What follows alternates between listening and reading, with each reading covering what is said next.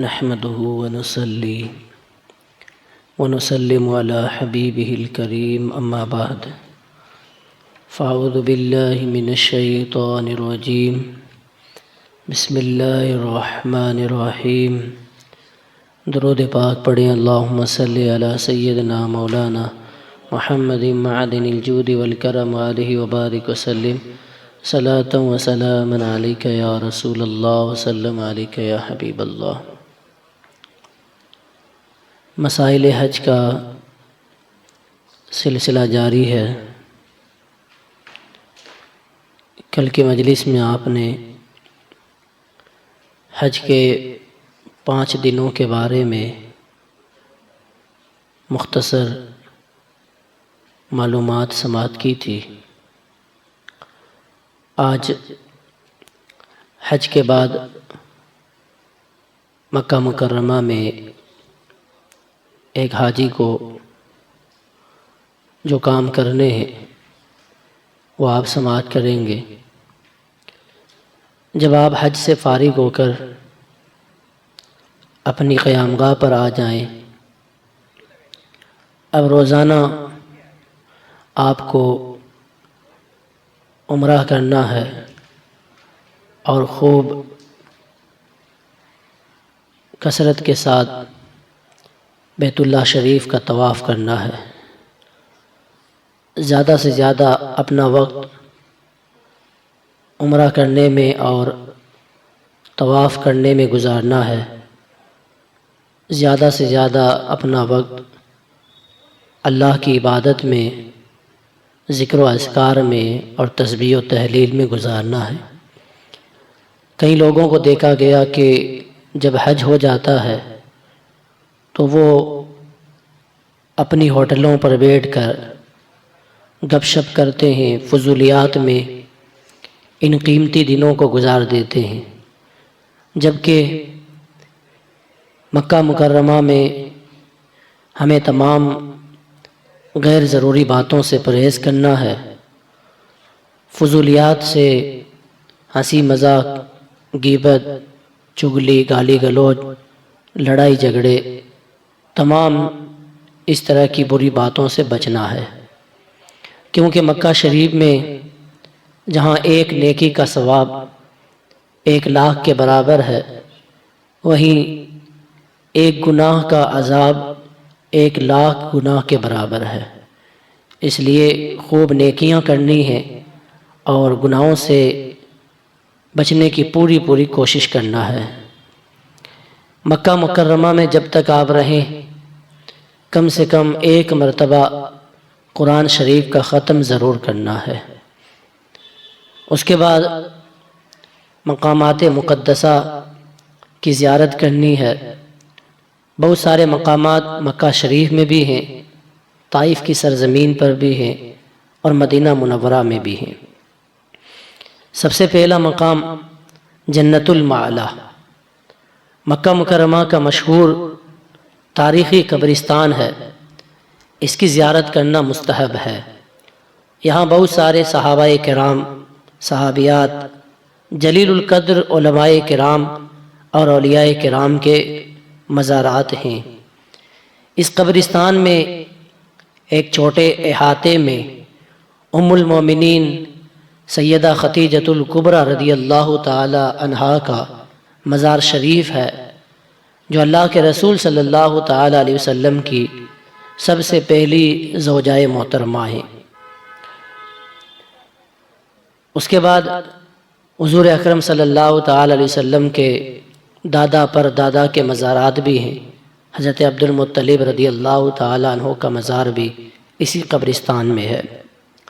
اس قبرستان کے ایک پرانے حصے میں صحابہ کرام، خصوصاً حضرت عبداللہ ابن زبیر، حضرت عبد الرحمن ابن ابو بکر، حضرت اسماء بنت ابی بکر رضوان اللہ تعالی علیہ مجمعین کے مزارات ہیں۔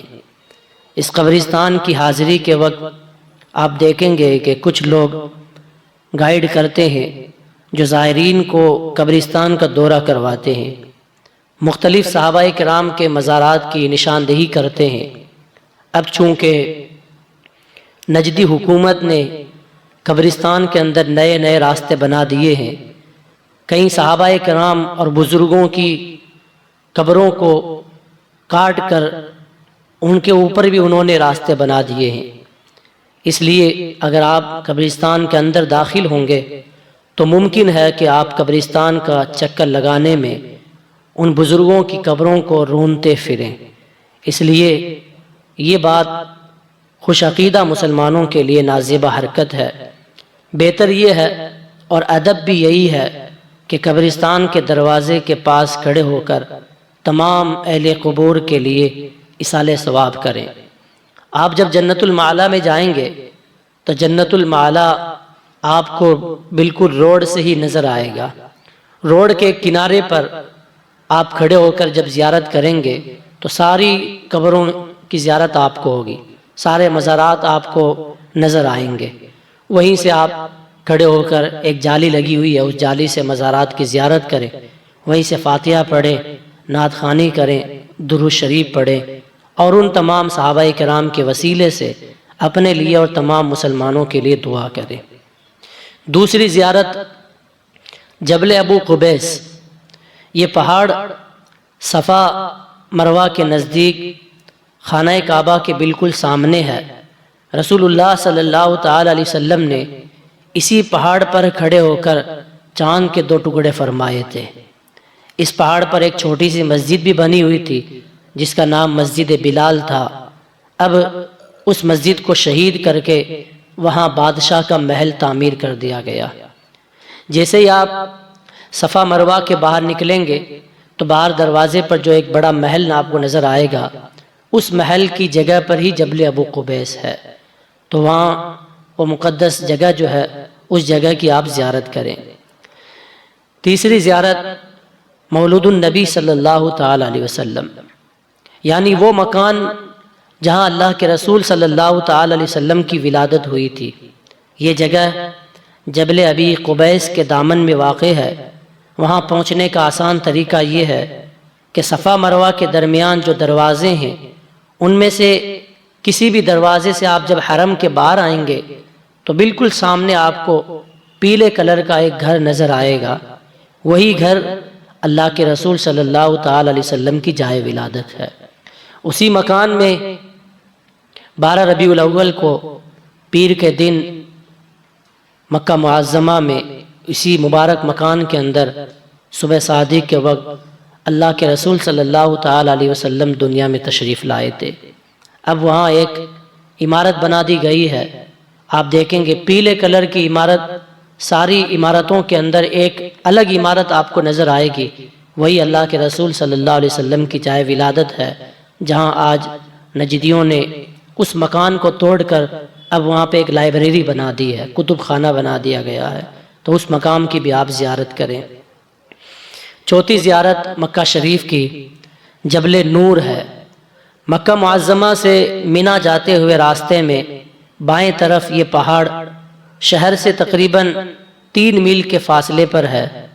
اس کی چوٹی پر وہ مقدس اور مبارک غار ہے جو غار حرا کے نام سے مشہور ہے، جس میں اعلان نبوت سے پہلے طویل مدت تک اللہ کے رسول صلی اللہ تعالی علیہ وسلم عبادت فرماتے رہے، اور اسی غار کے اندر سب سے پہلی وحی رسول اللہ صلی اللہ تعالی علیہ وسلم پر نازل ہوئی۔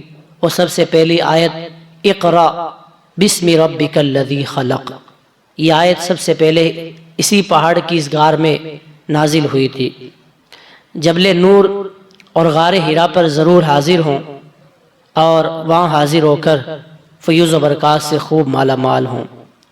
5ویں زیارت جبل سور، مکہ مکرمہ سے تقریباً 6 کلومیٹر کے فاصلے پر یہ پہاڑ واقع ہے۔ اسی کی چوٹی کے قریب غار سور ہے، جس میں حضور صلی اللہ تعالی علیہ وسلم اور آپ کے یار غار امیر المومنین سیدنا ابوبکر صدیق رضی اللہ تعالی عنہ نے ہجرت کے موقع پر 3 رات قیام فرمایا تھا۔ یہاں جبل نور پر اور غار حرا میں جانے سے کئی لوگ آپ کو روکتے ہوئے نظر آئیں گے، وہاں بورڈ بھی لگا ہوا ہے کہ اس کی زیارت کرنا اسلام کے خلاف ہے، شریعت کے خلاف ہے، قرآن کے خلاف ہے، جبکہ یہ ساری باتیں اہل سنت و جماعت کے صحیح عقائد کے خلاف ہیں۔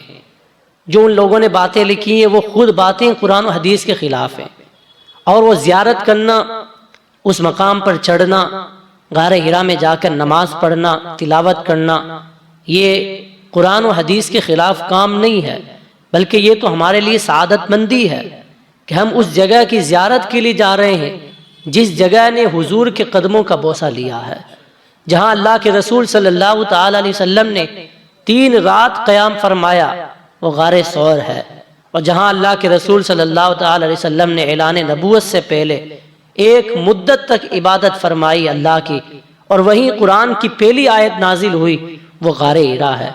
تو ان مقامات کی زیارت کر کے اپنے آپ کو سعادت بخشیں اور فیوز و برکات سے خوب مالا مال ہوں۔ چھٹی زیارت مسجد جن، یہ جنت المعلا کے پاس ایک مسجد ہے جس کے بارے میں روایت میں آتا ہے کہ اللہ کے رسول صلی اللہ تعالی علیہ وسلم نے جنوں سے یہاں پر بیعت لی تھی، اور ایک دوسری روایت اس کے متعلق جو مسجد جن کے باہر بورڈ پہ لکھی ہوئی ہے، اس روایت کے مطابق رسول اللہ صلی اللہ تعالی علیہ وسلم کے دست مبارک پر جنات کی ایک بڑی جماعت نے اسلام قبول کیا تھا۔ اس جگہ پر ترکیوں نے ایک مسجد بنا دی جس کا نام مسجد جن ہے۔ 7ویں زیارت مسجد عائشہ، تنعیم ایک ایریے کا نام ہے، مقام تنعیم پر مسجد عائشہ واقع ہے۔ یہاں عمرے کے لیے احرام باندھا جاتا ہے۔ یہ مدینہ منورہ کے روڈ پر حدود حرم سے باہر ہے۔ اس مقام سے حضرت عائشہ صدیقہ رضی اللہ تعالی عنہا نے رسول اللہ صلی اللہ تعالی علیہ وسلم کے حکم کے مطابق عمرے کا احرام باندھا تھا۔ تو اس مسجد کی بھی آپ زیارت کریں، اور حدود حرم سے سب سے قریب جو جگہ ہے یہ مسجد عائشہ ہے۔ اسی لیے لوگ جو کثرت سے عمرہ کرنا چاہتے ہیں، زیادہ سے زیادہ عمرہ کرنا چاہتے ہیں، ان کے لیے علماء فرماتے ہیں کہ وہ مسجد عائشہ میں جائیں، جو حرم شریف سے تقریباً 5 سے 6 کلومیٹر کی دوری پر ہے۔ وہاں جا کر آپ احرام باندھیں اور بار بار عمرہ کر سکتے ہیں۔ یہ زیارات ہیں، ان کے علاوہ اور بھی زیارتیں ہیں، کل کے مجلس میں